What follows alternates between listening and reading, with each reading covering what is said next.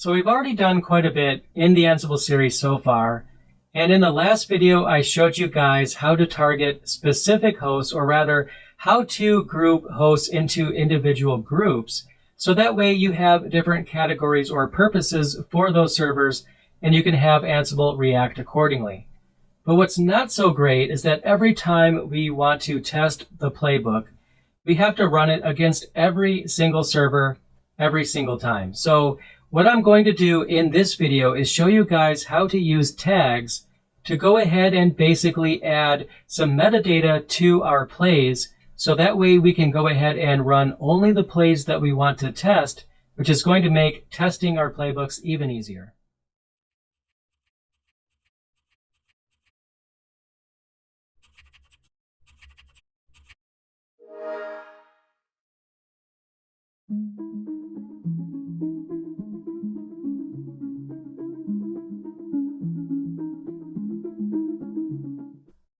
So what I'm going to do now is bring up the most recent version of the playbook that we've been working on lately, site.yml, and here it is right here, fresh from the previous video. Now what I'm going to do is get straight into it and add some tags to this playbook, and then I'm going to show you basically how tags work. So starting off right here, we have our pre-tasks. Again, these are tasks that are going to be executed first no matter what. Let's add tags.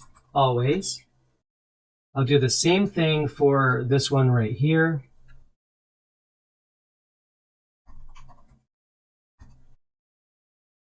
And I'll scroll down a bit. And now we have the section here for web servers. Let's go ahead and add some tags to the plays for web servers.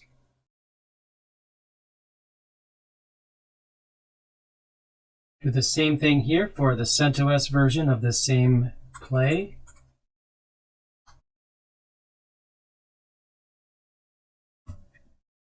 And further down, we have our DB servers, and we'll do the same thing yet again. Let's add some tags to this play right here.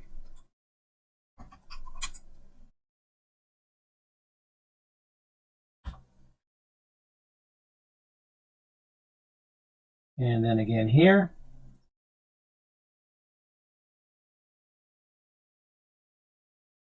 Then we have this last play here where we basically added the Samba package to our one and only file server. I'll just simply add a Samba tag to that one just to keep it simple. So let's go ahead and go back to the top. Now here I've added tags always because, again, I want these plays to always run. I always want the servers to be up to date and fully patched.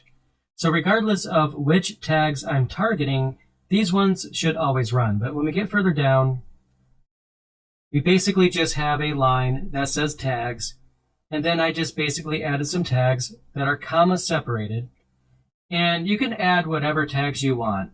I just added Apache because that's what this pertains to, Apache 2 because that's the package name, Ubuntu because that's the distribution. You can see I did the same thing here for CentOS, Apache, the distribution name CentOS, and then the package name for Apache. So basically you could come up with your own system for tags. It really doesn't matter. And then going down here, I've done effectively the same thing with the others and added the tags for those as well. So let's save the file. So let's go ahead and run the playbook just to make sure that everything works out just fine. Basically, we just want to make sure that there are no syntax errors. So I'm running it against everything. I didn't actually give it any tags to target.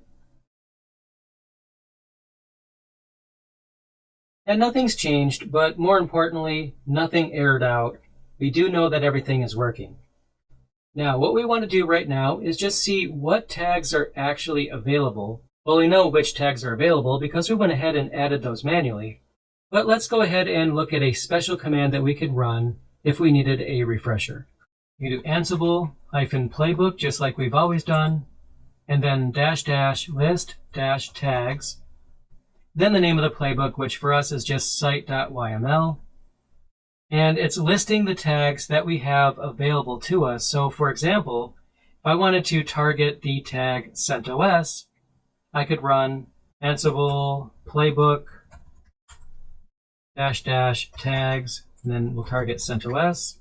You still need the --ask become pass, and then site.yml. I'll press enter. Type in the magic password. Let's see what happens.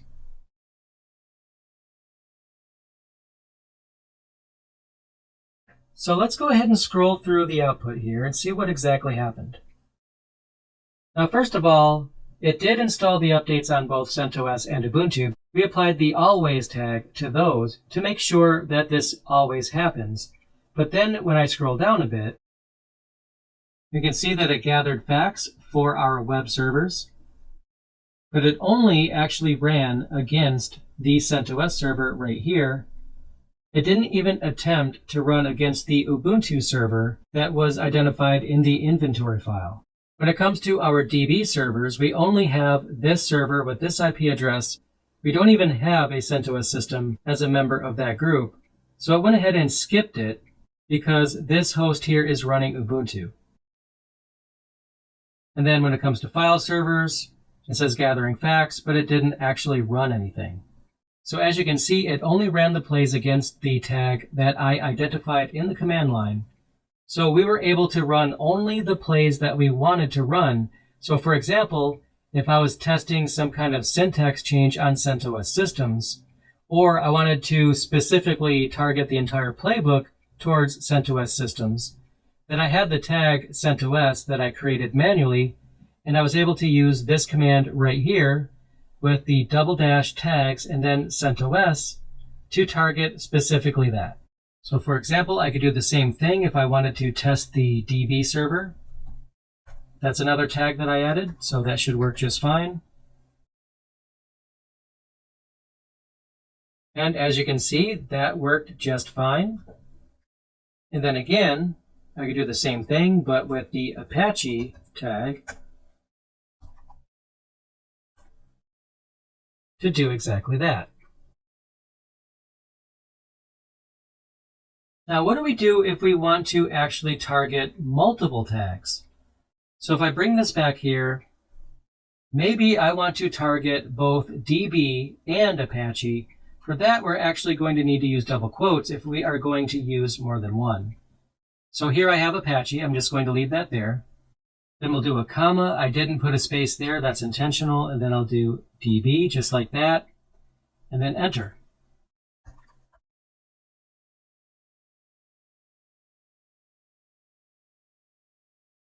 So as you can see, it's going to go ahead and target the plays that have those tags. I noticed that file servers here doesn't even have so much as an attempt to make a change because it doesn't have any of the tags applied to that I've entered into the command line, so it basically skipped that entire section. So when it comes to the concept of adding tags, we should be good to go. Feel free to add your own and experiment with this. It's definitely a useful thing to include in your playbooks. I highly recommend it. So as we learn more about Ansible, I'm hoping that you are able to see all of the value that it gives us if you haven't already noticed that. The best way to implement Ansible is to think about all of the tedious things that you do on a daily basis, whether that be on your company servers, your personal servers, whatever it is that you use Linux for. You can use Ansible to go ahead and automate it. And if it's something that you have to do more than once, then it's a prime candidate for automation. And I highly recommend that you start at this point looking at ways that you can automate your environment, your servers, to immediately get some benefit from Ansible. Now I will see you in the next video as soon as I have that edited. I'll have that uploaded as soon as I possibly can. So go ahead and subscribe to my channel if you haven't already done so, and I will see you in the next video.